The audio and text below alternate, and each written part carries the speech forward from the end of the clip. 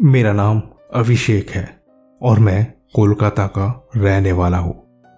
वैसे हमारा एक घर कोलकाता में भी है, पर हमारा पुश्तैनी घर आसानसोल के पास एक छोटे से गांव में है। मैं पेशे से एक सॉफ्टवेयर इंजीनियर हूँ और कोलकाता के सेक्टर 5 में एक आईटी कंपनी में हूँ एज अ मैनेजर। साल था 2017 और मुझे पता चलता है कि मेरे चाचा विभूति भूषण की मौत हो चुकी है और अब परिवार के आखिरी वारिस होने से मैं इनकी सारी प्रॉपर्टी का वारिस बन चुका हूं। हमारे परिवार की इस गांव में एक बहुत बड़ी और पुरानी हवेली है जो कि लगभग 5 एकड़ जमीन पर बनी हुई है।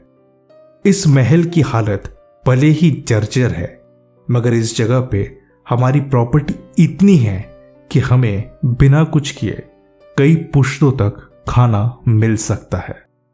मैं हूं वैसे थोड़ा आलसी ही, और जब मुझे पता चला कि अब इस पूरी प्रॉपर्टी का मैं मालिक बन गया हूं, तो हम मियाँ बीवी ये सोचते हैं कि क्यों ना हम गांव में ही जाके रहे और अपनी सारी प्रॉपर्टी खेती का ध्यान दे, जिससे कि हमें महीने के कुछ नहीं तो 6-7 लाख आ ही जाते हैं।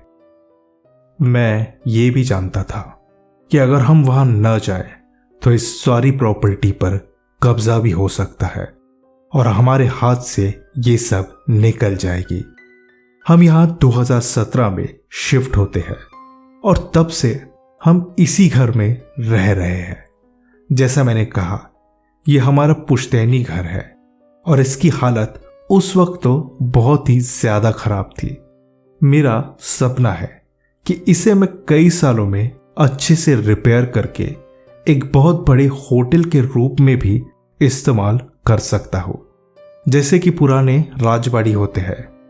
कोलकाता में लोगों को ऐसे पुराने राजवाड़ी में जाने का बहुत शौक है और ऐसे बहुत से होटल्स भी है जो कि पहले राजवाड़ी थे और अब दिन के लाखों कमाते हैं। बहरहाल 2022 का फरवरी महीना और इस 28 रूम की बड़ी सी हवेली में हम इतने दिनों में लगभग आधा रेनोवेशन करवा चुके थे। हमें अब एक दक्षिण की तरफ की एक सीढ़ी की मरम्मत करवानी थी। मैं सुबह उठ के सीधा इस इलाके में जाता हूं, ये देखने के लिए कि यहां क्या काम करवाना पड़ेगा और उसमें हमें कितना खर्चा लग सकता है। ये सीढ़ियां नीचे से ऊपर 2 मंजिल तक जा रही है और मैंने ग्राउंड फ्लोर की ही सीढ़ी के नीचे की तरफ जब ध्यान दिया तो यहां मुझे कुछ गंदी सी बदबू आती हुई महसूस हुई। पिछले कई महीनों से जब भी मैं यहां आता तब एक गंदी सी बदबू आती, मगर आज जाके मुझे इसका स्रोत पता चल पाया है। मैंने अपनी पत्नी देवलीना को बुलाया और उसे कहा कि एक हथौड़ी और रेंच लेके आए। सीढ़ी के नीचे का हिस्सा लकड़ी से ढका हुआ था और अब मुझे इसको तोड़ के ही बाहर निकालना होगा। वैसे भी ये बहुत जर्जर हो चुकी है और रिनोवेशन में ये टूटने ही वाली है। डेबी आके मुझे हथौड़ी देती है और उसने कहा कि ये बदबू कैसी है। मैंने उसे बताया कि हो ना हो ये बदबू इसके पीछे से ही आ रही है और इसीलिए मैं ये जगह तोड़ के देख रहा हूं। मैंने हथौड़ी से कई वार किए और वो लकड़ी का ढांचा टूट जाता है। अंदर से जो निकला मैं तो पूरा चौंक जाता हूं। अंदर एक तिजोरी थी, लोहे की। मैं और डेबी एक दूसरे को आश्चर्य से देखते हैं और बात करने लगे कि ये क्या हो सकता है। हमने ये तय किया कि हम वो तिजोरी खोलेंगे।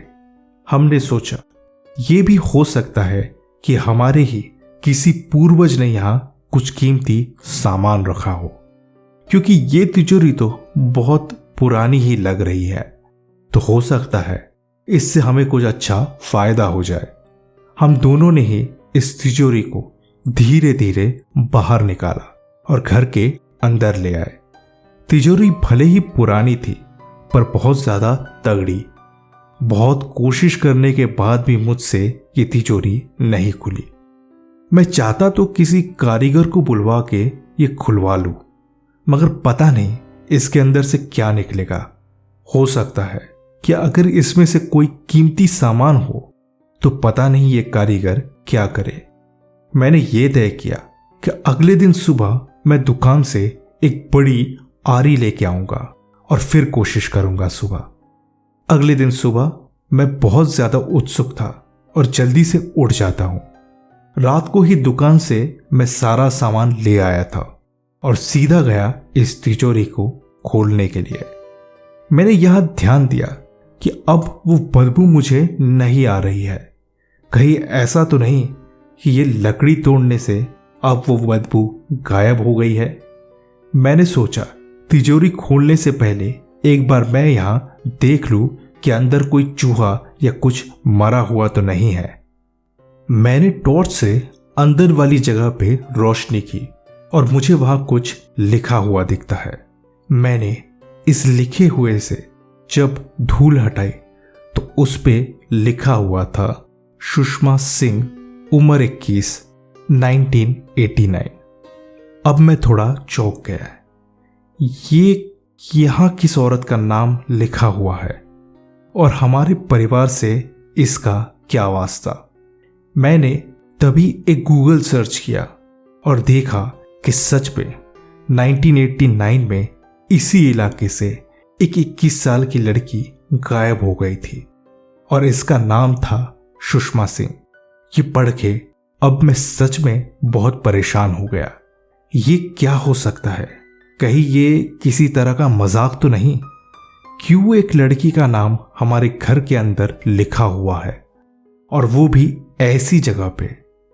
कहीं किसी ने उसको यहां मार के गाड़ तो नहीं दिया है? तभी मुझे डेबी की आवाज आती है और उसने मुझे चाय के लिए बुलाया। मैंने जाके डेबी से थोड़ी देर बात की और फिर मैंने उसे इस नाम के बारे में बताया, सुषमा सिंह, और कैसे ये 1989 में खो गई थी।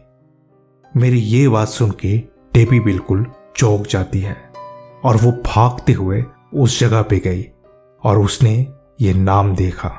शुरुआत में तो मुझे कुछ समझ नहीं आया कि डेबी इतनी परेशान क्यों है, मगर बाद में डेबी ने मुझे बताया कि यह नाम उसकी एक मौसी का है और वो सच में 1989 में खो गई थी।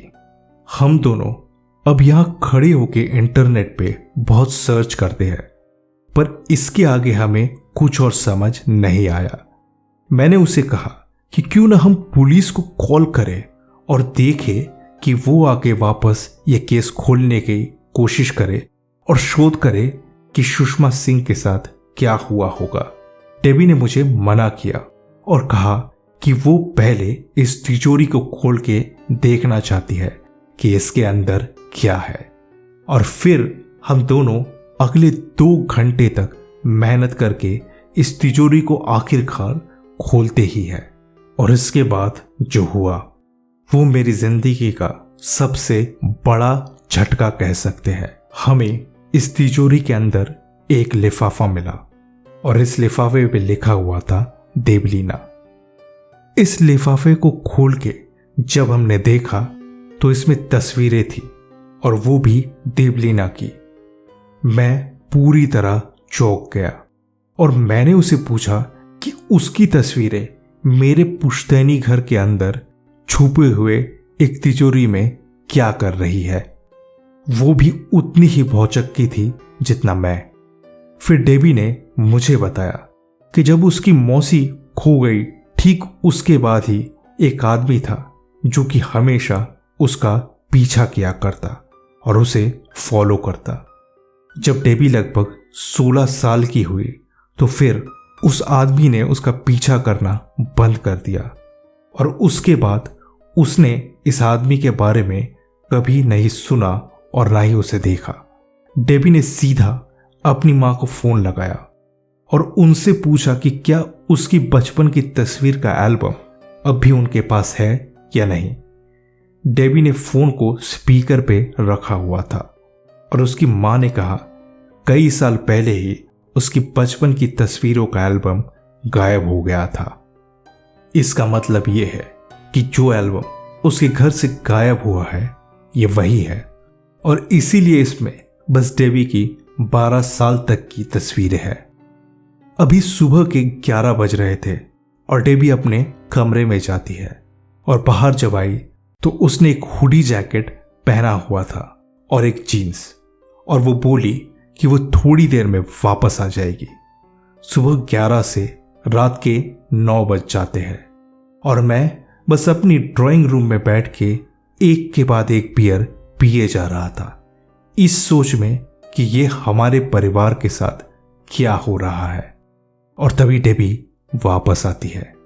डेबी ने मेरे हाथ से एक बियर ली और एक घूंट में वो पूरी बियर पी जाती है, और फिर वो बार में जाके एक जैक डैनियल्स का लार्ज पैक बना के मेरे पास आती है। मैंने डेबी को पूछा कि आखिर हुआ क्या है और वो ऐसे कहां चली गई थी, क्या वो कोलकाता गई थी मां से मिलने। डेबी ने ना में सर हिलाया और एक घूंट में पूरा पैक पी जाती है। वो चलते हुए वापस बार में गई और उसने एक और पैक बनाया, और उसने मुझे कहा कि इस आदमी ने डेबी का पीछा 16 साल की उम्र तक किया था, क्योंकि उसके बाद एक दिन तंग आके डेबी ने इस आदमी को मार डाला। उसने ये काम उसके एक दोस्त के साथ मिलके किया था, और इन दोनों ने मिलके ही इस आदमी की लाश भी एक जगह गाड़ दी थी। डेबी इस बार जेडी की पूरी बोतल अपने साथ ले आई, और दूसरे पैक को भी उसने एक घूंट में पी के मुझे देखा। उसने कहा कि अभी अभी वो उसी जगह पे गई थी जहां उसने इस आदमी को गाड़ा है, और वहां उसे कुछ तस्वीरें मिली है। मैंने देखा ये तस्वीरें तो इसी घर की है और घर के बाहर से ली गई है। कुछ हमारे बेडरूम की खिड़की से तो कुछ किचन की खिड़की से ली हुई तस्वीरें हैं, और उनके पीछे एक चेहरा बना हुआ है।